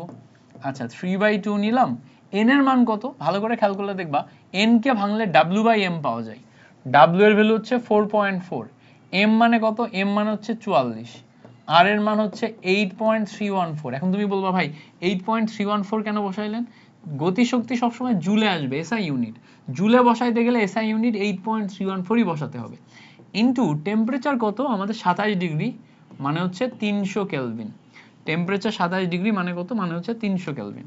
সো এখানে পয়েন্ট তুলে দিলে নিচে আমার 10 যায়, এটার সাথে এটা কাটা। সো অ্যাকচুয়ালি আমি ক্যালকুলেটর একবারই করতে পারি, তো আমার একটু এভাবে কাটাকাটি করা অভ্যাস হয়ে গেছে তোমার ভার্সিটি পড়াইতে, তারপরেও একটু তোমার হচ্ছে যে ইয়াই করি, কাটাকাটি করছি, যেহেতু যতটুকু কাটাকাটি করছি বাকি অংশ করি, বাকি অংশ গুণ করি। তো এখান থেকে ক্যালকুলেশন করলে তোমার হচ্ছে দেখো 374.13 আসে, একদম এক্স্যাক্ট 374.13 আসে। সো সি নাম্বার হয়, এই বি নাম্বার হয় আমার কারেক্ট আনসার। ওকে, কক্ষ তাপমাত্রায় নাইট্রোজেনের একটি অণুর গতিশক্তি কত আর্গ, এটা কিন্তু খুব গুরুত্বপূর্ণ, কত আর্গ। এবার এখানে আমাদের একটি অণুর কথা বলছে, তো আমরা একটু দেখতে হবে কক্ষ তাপমাত্রা মানে কত, কক্ষ তাপমাত্রা মানে হচ্ছে 25 ডিগ্রি সেন্টিগ্রেড। যখনই গতিশক্তির কথা বলছে, গতিশক্তি E K is equals two, আমি সবসময় ফর্মুলা নিব 3/2 nRT। এখন আমি n এর ভ্যালু তো জানি না, তাই না, বাট এখানে আমার একটা অণুর কথা বলছে, তো আমি জানি যে যদি কখনো অনুসংখ্যা দিয়ে দেয় তখন n কে ভাঙলে n ডিভাইডেড বাই na পাওয়া যায়, এখানে আমার RT থেকে গেল, সেম জিনিস 3/2 থাকতেছে। নিচে দেখো অ্যাভোগাড্রো নাম্বার 6 × 10⁻23 পাওয়া যায়, উপরে দেখো একটা অণুর জন্য ভ্যালু আমি উপরে 1 বসালাম। আচ্ছা, এবার দেখো আর এর ভ্যালু কত, আর এর ভ্যালু যেহেতু আমি জুলে বসাবো, জুলে বসাইলে কত হবে, জুলে বসাইলে হচ্ছে 8.314 জুল পার মোল পার কেলভিন, তাই না, বাট আমাকে বলছে আর্গে বসাইতে, তাই না, আর্গ জিজ্ঞেস করছে না, এই জন্য আর্গে বসাইতে বলছে। আমরা আবার জানি 1 joule is equals two 10⁻7 erg, তাহলে এটাকে আর্গ বানাইতে গেলে 8.314 × 10⁻7 আর্গ পার মোল পার কেলভিন, তাহলে এখানে আমার ভ্যালু আসবে 8.314 × 10⁻7 নর্মাল 7 মাইনাস 7 না, 10⁻7 আর্গ পার মোল পার কেলভিন। এবার এখানে দেখো টেম্পারেচার টি আছে, টেম্পারেচার টি কক্ষ তাপমাত্রায় 298 কেলভিন। আচ্ছা, এই হচ্ছে ক্যালকুলেটিভ। সো টোটাল মিলে ক্যালকুলেশন করলে খেয়াল করো 3 divided by 2 into 1 divided by 3 divided by 2 into 1 divided by 6 into 10 to the power 23 into 8.314 এটা গুণ করা লাগবে 8.314 ইন্টু 10 টু দি পাওয়ার 7 এরপর আসে হচ্ছে 298 সো ক্যালকুলেশন করলে আমার এখানে রেজাল্ট আসে হচ্ছে 6.19 into 10 to the power minus 14 এটা দেখো এটার সাথে মিলে যায় ডি নাম্বারের সাথে মিলে যায় so D is the correct answer okay clear বোঝাতে পারছি আচ্ছা পরেরটা আসো 300 কেলভিন তাপমাত্রায় হিলিয়াম এবং হাইড্রোজেন গ্যাসের আরএমএস এর অনুপাত কত হবে তো আমরা জানি আরএমএস ভেলোসিটি এটাকে যদি দেখি CRMS is equals to root over 3RT divided by M এটা হচ্ছে আমাদের ফর্মুলা এখন খেয়াল করো এখান থেকে যদি দেখি C1 divided by C2 is equals to রুটের নিচে M2 ডিভাইডেড বাই M1 আসে এখন তুমি বলবা ভাই এটা কেমনে করলেন খেয়াল করো আমার এখানে 300 কেলভিন তাপমাত্রা দুইটা আলাদা আলাদা গ্যাসের জন্য বলছে দুইটা আলাদা আলাদা গ্যাসের জন্য আণবিক ভর ডিফারেন্ট কিন্তু তাপমাত্রা সেম হলে এই টোটাল টার্মটা কনস্ট্যান্ট হয়ে যায় তখন ব্যস্তানুপাতিক সম্পর্ক হয় যে C is inversely proportional to root M তখন আমাদের এই ফর্মুলা চলে আসে এখন দেখো তুমি যদি হিলিয়ামের জন্য নাও C of helium divided by C of oxygen তাহলে ক্যালকুলেশন করলে M2 এর ভ্যালু কত পাবা অক্সিজেনের জন্য পাবা হচ্ছে 32 ডিভাইডেড বাই হিলিয়ামের জন্য পাবা হচ্ছে 4 তাহলে ক্যালকুলেশন করলে খেয়াল করো C of helium divided by C of oxygen is equals to এখান থেকে ক্যালকুলেশন করো এটার সাথে এটা কাটাকাটি করলে 4 8 32 সো উপরে যাবে √8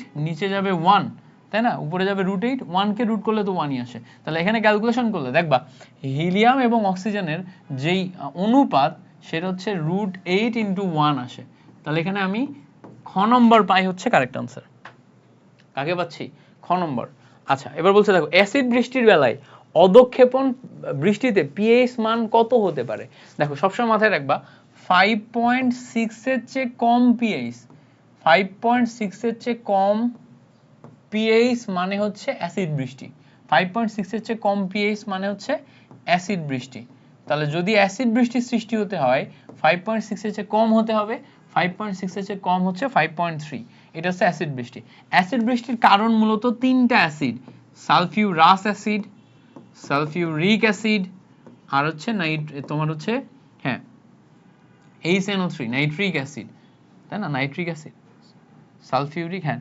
নাইট্রোজেনে নাইট্রাস অ্যাসিড নাইট্রিক অ্যাসিডই তো থাকার কথা ওয়েট একটু চেক করি নাইট্রাস নাইট্রিক আমার মাঝে মাঝে মানে কিছু ইনফরমেশন এটা একটা ইয়ে আছে না একটা ইংলিশে একটা ওয়ার্ড আছে রিডান্ডেন্সি বা সামথিং লাইক দ্যাট কিছু একটা মানে কিছু কিছু জিনিস এমন হয় যে কাছাকাছি জিনিসপত্রগুলা মানে ভিজুয়াল মেমোরিতে মিক্স হয়ে যায় আচ্ছা এটা ছিল না এটা ছিল এটা ছিল না এটা ছিল তো এই জন্য আমি সবসময় রিভিশনের উপরে থাকি পরীক্ষার আগের দিন রিভিশন না দিয়ে আমি পরীক্ষার হলে যাব না কারণ পরীক্ষার হলে যে কাছাকাছি উত্তর মনে হবে তখন ভুল করা যাবে না একটু দাঁড়াও চেক করে তারপরে বলি অ্যাসিড বৃষ্টি কই অ্যাসিড বৃষ্টি হ্যাঁ নাইট্রিক অ্যাসিড ঠিক আছে তো একটা হচ্ছে এই দুইটা হচ্ছে সালফার ডাইঅক্সাইড এবং সালফার ট্রাইঅক্সাইড থেকে তৈরি হয় এটা হচ্ছে নাইট্রোজেনের অক্সাইড যেটা আছে সেটা থেকে তৈরি হয় ওকে এবার বলছে দেখো কোন গ্যাসটি অ্যাসিড বৃষ্টির কারণ কেবল দেখলাম সালফার ডাইঅক্সাইড থেকে সালফিউরিক অ্যাসিড একটা হচ্ছে সালফিউরাস আর একটা হচ্ছে সালফিউরাস হচ্ছে 3 সালফিউরিক হচ্ছে 4 এই দুইটা হচ্ছে আমার অ্যাসিড বৃষ্টির মূল কারণ আচ্ছা পরে বলছে দেখো অ্যাসিড বৃষ্টির মূল কারণ ক্লিয়ার না এরপরে বলছে দেখো অ্যাসিড বৃষ্টিতে সবচেয়ে বেশি ভূমিকা রাখে কোনটা এই কয়েকটার মধ্যে সালফিউরিক অ্যাসিড হচ্ছে সবচেয়ে বেশি ভূমিকা রাখে কারণ হচ্ছে তোমার আমাদের পরিবেশে সালফারের পরিমাণ সবচেয়ে দ্রুত অতিরিক্ত হয়ে যায় মানে ধরো আমাদের এখানে যে যত ইটের ভাটার আছে তারপরে অন্যান্য যে সমস্ত মানে প্রতিষ্ঠানগুলো আছে যেগুলা তোমার পরিবেশ দূষণ করে বেশি এগুলাতে সালফার নিঃসরণ বেশি হয় সালফার নিঃসরণ থেকে সালফার ডাইঅক্সাইড তৈরি হয় সেখান থেকে সালফিউরিক অ্যাসিড তৈরি হয় যেটা আমার অ্যাসিড বৃষ্টির মূল কারণ আচ্ছা এবার বলছে দেখো লুইস অ্যাসিড কোনটি তো লুইস অ্যাসিড কারা দেখো যারা লন পেয়ার ইলেকট্রন মানে কি মুক্ত জোড় ইলেকট্রন যারা লন পেয়ার ইলেকট্রন অ্যাকসেপ্ট করতে পারে তারা হচ্ছে আমাদের acid. Loan pair electron accept করতে পারলে অ্যাসিড, অ্যাকসেপ্টের এ অ্যাসিডের এ, দুইটা হচ্ছে আমাদের কাহিনী। এবার দেখো লন পেয়ার ইলেকট্রন অ্যাকসেপ্ট করতে পারতে গেলে তার অষ্টক অসম্পূর্ণ থাকতে হয়। কি থাকতে হয়? অষ্টক অসম্পূর্ণ। অষ্টক অসম্পূর্ণ, অষ্টক অসম্পূর্ণ থাকলে সেটা হচ্ছে তোমার লন পেয়ার ইলেকট্রন অ্যাকসেপ্ট করতে পারবে। যেমন ধরো পি অরবিটাল ফাঁকা থাকতে পারে, ডি অরবিটাল ফাঁকা থাকতে পারে, পি অরবিটাল ডি অরবিটাল এগুলো যদি ফাঁকা থাকে এগুলো হচ্ছে তোমার অষ্টক অসম্পূর্ণ। তো দেখো এখানে অ্যালুমিনিয়াম ক্লোরাইডের ডি অরবিটাল ফাঁকা, তো এ অ্যাকসেপ্ট করতে পারবে মানে এ অ্যাসিড। এখানে লন পেয়ার ইলেকট্রন আছে, এখানে লন পেয়ার ইলেকট্রন আছে, এখানে লন পেয়ার ইলেকট্রন আছে। লন পেয়ার ইলেকট্রন থাকলে সেগুলো হচ্ছে বেজ হিসেবে কাজ করে। এটা বেজ, এটা বেজ, এটা বেজ। পরের তিনটা বেজ, উপরেরটা হচ্ছে আমাদের অ্যাসিড। এবার আসো অ্যামোনিয়া প্লাস পানি মিলে এগুলা তৈরি হয়। এই বিক্রিয়ার অনুবন্ধী অম্ল কোনটি? তো ভালো করে খেয়াল করো, এই জায়গাতে অ্যামোনিয়া আছে, এখানে পানি আছে, এই পানি হাইড্রোজেন প্লাস আয়ন ডোনেট করতে পারে। তাহলে হাইড্রোজেন প্লাস আয়ন ডোনেট করে কাকে দিবে? অ্যামোনিয়াকে দিবে। Ammonia hydrogen plus ion accept করলো, তাহলে অ্যাকসেপ্ট করতে পারলে হাইড্রোজেন প্লাস আয়ন, এটা হচ্ছে ব্রোনেস্টেড লাউরি ওয়াইজ, হাইড্রোজেন প্লাস আয়ন যে অ্যাকসেপ্ট করতে পারে সে ক্ষার, তাহলে এ হচ্ছে ক্ষার হিসেবে কাজ করবে। ক্ষার অ্যাকসেপ্ট করার পর এ এখন ডোনেট করতে পারে, এর এখন ডোনেট করার ক্ষমতা আছে, বাট অ্যাকসেপ্ট করার পর, তো এটাকে বলে অনুবন্ধী অম্ল। এটাকে কি বলে? অনুবন্ধী অম্ল, মানে ক্ষার থেকে তৈরি হওয়া অম্ল। আচ্ছা, এ কি করছে? এ ডোনেট করছে, তাহলে এ ডোনেট করলে এ হচ্ছে আমার অম্ল হিসাবে কাজ করে, আর ডোনেট করার পর এর এখন অ্যাকসেপ্ট করার ক্ষমতা চলে আসছে, সো এ হচ্ছে অনুবন্ধী ক্ষার হিসেবে কাজ করে। তো এ হচ্ছে কি? হচ্ছে অনুবন্ধী ক্ষার হিসেবে কাজ করে। তাহলে দেখো অনুবন্ধী অম্ল কোনটা? অনুবন্ধী অম্ল হচ্ছে অ্যামোনিয়াম প্লাস আয়ন। তো আমাদের এখানে অনুবন্ধী অম্লের কথা জিজ্ঞেস করছে, অনুবন্ধী অম্ল হচ্ছে অ্যামোনিয়াম প্লাস আয়ন। আচ্ছা, নিচের কোনটি সর্বাপেক্ষা দুর্বল অনুবন্ধী ক্ষারক? তো দুর্বল অনুবন্ধী ক্ষারক এইটা তৈরি হয় হচ্ছে, ক্ষারকের অপোজিট হচ্ছে অ্যাসিড। অ্যাসিড, তাই না? ক্ষারকের অপোজিট কি? অ্যাসিড। তো কি টাইপের অ্যাসিড থেকে? এখানে দুর্বল কথা লেখা আছে, তার মানে এখানে হচ্ছে হবে শক্তিশালী। তো শক্তিশালী অ্যাসিড যেগুলো আছে, শক্তিশালী অ্যাসিড থেকে দুর্বল অনুবন্ধী ক্ষারক তৈরি হবে। তো এখানে যে কয়টা অ্যাসিড আছে এর মধ্যে কোনটা সবচেয়ে শক্তিশালী অ্যাসিড সেটা খুঁজে বের করতে হবে। তো ভালো করে খেয়াল করো, প্রথমটা আছে হচ্ছে H2SO4 সালফিউরিক অ্যাসিড। এটা তুমি যদি বের করো 4 দুগুণে 8 থেকে 2 বাদ দিলে সালফারের জারণ মান +6 আসবে। এটা আছে দেখো কার্বনিক অ্যাসিড, 3 দুগুণে 6, 6 থেকে 2 বাদ দিলে এখানে আসবে +4। আচ্ছা, এরপরে দেখো তোমার HClO4 আছে, এখানে তোমার ক্লোরিনের জারণ মান আসবে +7। বের করবা, আমি বের করতেছি না, তুমি বের করবা। এখানে দেখবা আসবে হচ্ছে +5। সবগুলা হিসাব করলে সবচেয়ে জারণ মান বেশি আসবে এটার। তো অক্সো অ্যাসিড গুলার ক্ষেত্রে মাথায় রাখতে হবে, অক্সো অ্যাসিড গুলার ক্ষেত্রে কেন্দ্রীয় পরমাণু জারণ মান যার বেশি সে তত বেশি শক্তিশালী অ্যাসিড। অক্সো অ্যাসিড এগুলা যেগুলো আছে, যেমন ধরো H2SO4, তারপরে HClO4, এগুলা হচ্ছে অক্সো অ্যাসিড। এগুলোর ক্ষেত্রে কেন্দ্রীয় পরমাণু জারণ মান যার বেশি, যেমন ধরো এখানে +7, এখানে কত? এখানে হচ্ছে +4, +4 দুগুণে 8, +6।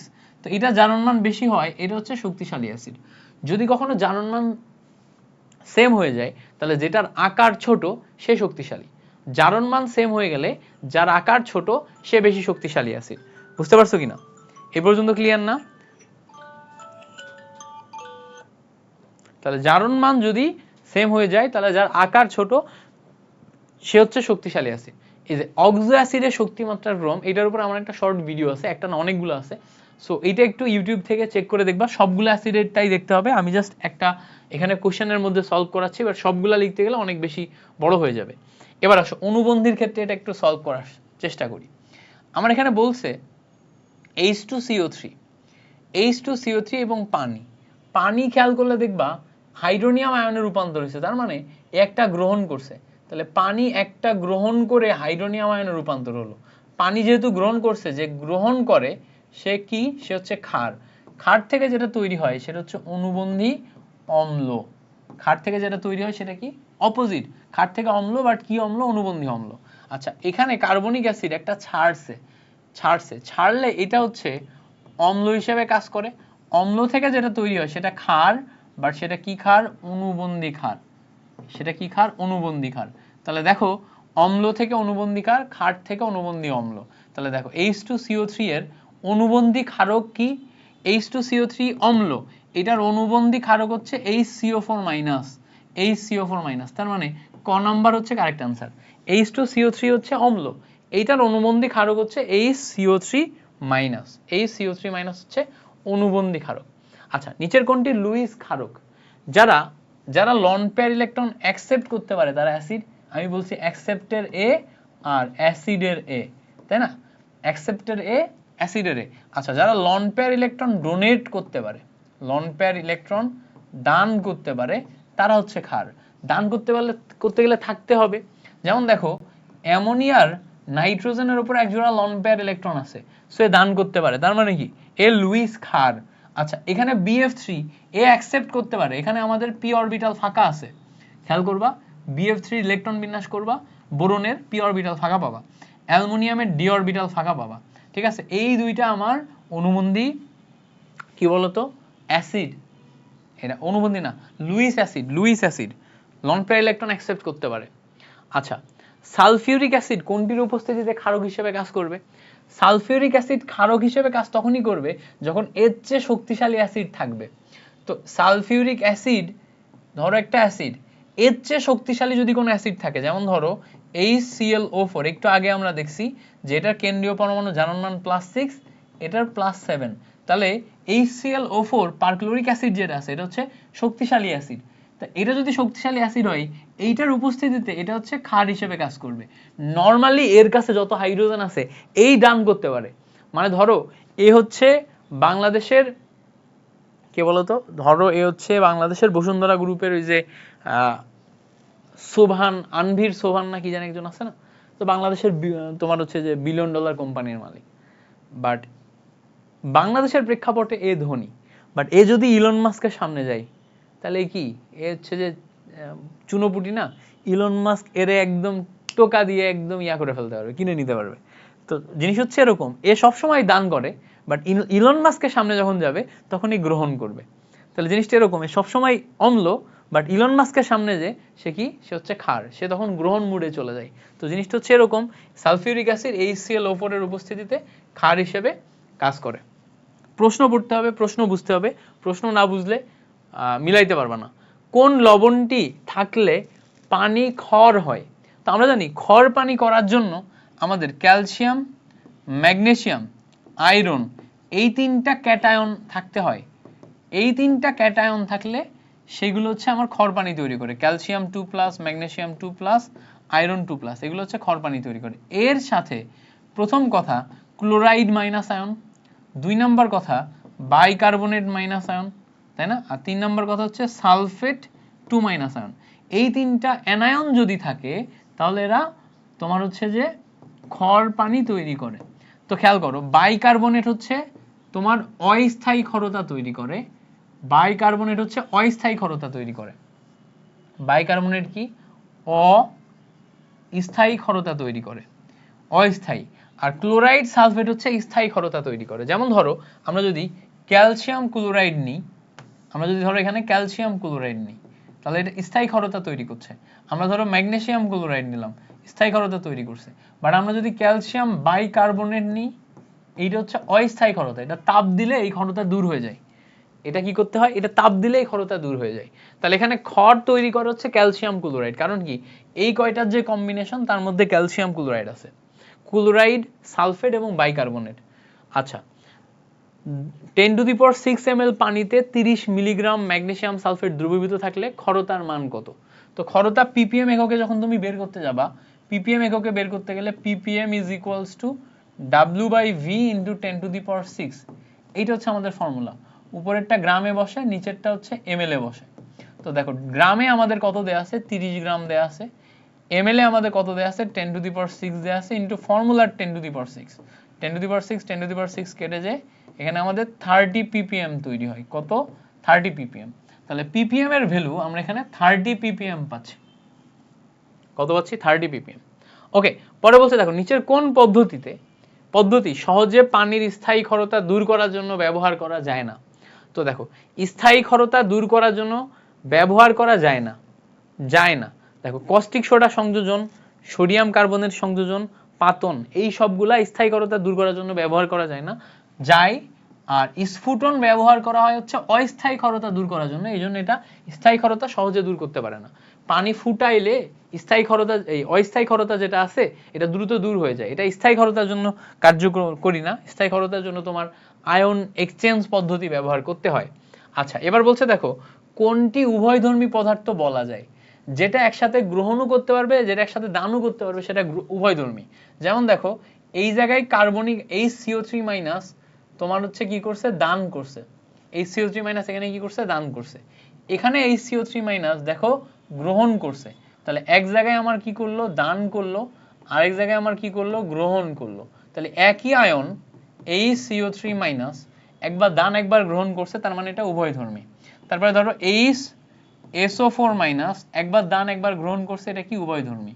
তো উভয়ধর্মী হচ্ছে একবার দান একবার গ্রহণ দুইটাই যদি করে তখন সেটা উভয়ধর্মী হিসেবে কাজ করে। একবার দান একবার গ্রহণ উভয় যদি করে সেটা হচ্ছে আমাদের উভয়ধর্মী হিসেবে কাজ করে। ওকে, আচ্ছা এবার আসো আদর্শ পানির DO পরিসীমা কত, খুবই গুরুত্বপূর্ণ।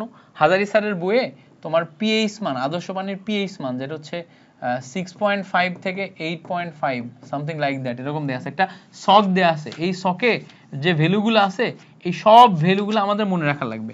পিএইচ মান, DO, BOD, COD, তারপরে TDS, এগুলার মান আছে। হ্যাঁ, এই মানগুলো আমাদের জানা লাগবে, এই মানগুলা থেকে হুবহুব কোশ্চেন আসবে। হাজারী স্যারের বইতে একটা শখ আছে, হাজারী স্যারের বই বের করবা, বইতে একটা শখ আছে, দাঁড়াও খুঁজে বের করি, আমার আবার এই খুঁজে বের করতে গেলে ঝামেলা হয়। আচ্ছা, পিএইচ মান তো ঠিক লিখছি 6.5 থেকে 8.5। দেখো ডিওর মান আমরা অলরেডি দেখতে পাচ্ছি, এটা হচ্ছে 4 থেকে 8 milligram per litre. Milligram per litre মানে কি, এটা মানে হচ্ছে ppm, এটা হচ্ছে ডিওর মান, তাই না। ডিওর মান 6 থেকে 8। আচ্ছা 6 থেকে 8 না, এটা এক বইতে দেয়া আছে, হাজারী স্যারের বইতে দেয়া আছে হচ্ছে 5 থেকে 6 ডিওর মান। তো 6 থেকে 8 মেবি কবি স্যারের বইতে দেয়া আছে, সেইটা ওয়াইজ আমাদের অপশন মিলছে, এই জন্য আমরা এটা করছি। 5 থেকে 6 কিন্তু এর মাঝখানেই পড়ে, হ্যাঁ এর মাঝখানেই পড়ে। আচ্ছা এবার বলছে দেখো বিওডি একটা আছে, আরেকটা হচ্ছে সিওডি, আরেকটা আছে হচ্ছে টিডিএস। দেখো সিওডি যেটা, এটার ভ্যালু হচ্ছে 6 ppm, 6 ppm। বিওডি যেটা, সিওডি হচ্ছে 10 ppm। আচ্ছা টিডিএস কত, টিডিএস হচ্ছে 500 ppm। এই হচ্ছে আমাদের ভ্যালু। এবার ভালো করে খেয়াল করো, বিওডি অপেক্ষা সিওডি এর মান বেশি। কেন বেশি বলো তো, কারণ খেয়াল রাখবা সিওডি এর মান সবসময় বিওডি অপেক্ষা বেশি হয়, কারণ সিওডি জৈব প্লাস অজৈব দুই ধরনের দূষকের জন্যই যেই পরিমাণ অক্সিজেন লাগে, আর বিওডি হচ্ছে শুধুমাত্র জৈব দূষকের জন্য। দুইটাই তো অক্সিজেন ডিমান্ড, তাই না, একটা হচ্ছে জৈব অজৈব উভয়ের জন্য, আর একটা হচ্ছে জৈবর জন্য। তো জৈব অজৈব উভয়ের জন্য যেটা হবে সেটার মান অবশ্যই বেশি হবে, জৈব অজৈব উভয়ের জন্য যেটা হবে সেটার মান বেশি হবে। সো সিওডি এর মান সবসময় বিওডি অপেক্ষা বেশি হয়, এটা মাথায় রাখবো। আচ্ছা পরে বলছে দেখো WHO এর পরিসংখ্যান অনুযায়ী ppm এ আর্সেনিকের সর্বোচ্চ মাত্রা কত। দেখো আর্সেনিকের একটা হচ্ছে সর্বোচ্চ মাত্রা, আর্সেনিক নিয়ে যখন কাজ করবা WHO কর্তৃক একটা হচ্ছে সর্বোচ্চ মাত্রা, এটা কত 0.05 ppm, ঠিক আছে 0.05 ppm, এটা হচ্ছে সর্বোচ্চ। আরেকটা হচ্ছে সহনীয়, এরকম লেখা আছে সহনীয়, সহনীয় হচ্ছে 0.01 ppm। আচ্ছা ভাই ppm এর জায়গায় মিলিগ্রাম পার লিটারও থাকতে পারে, কারণ আমরা আগেই শিখে আসছি মিলিগ্রাম পার লিটারও যা ppmও তাই, তাই না, মিলিগ্রাম পার লিটারও লেখা থাকতে পারে।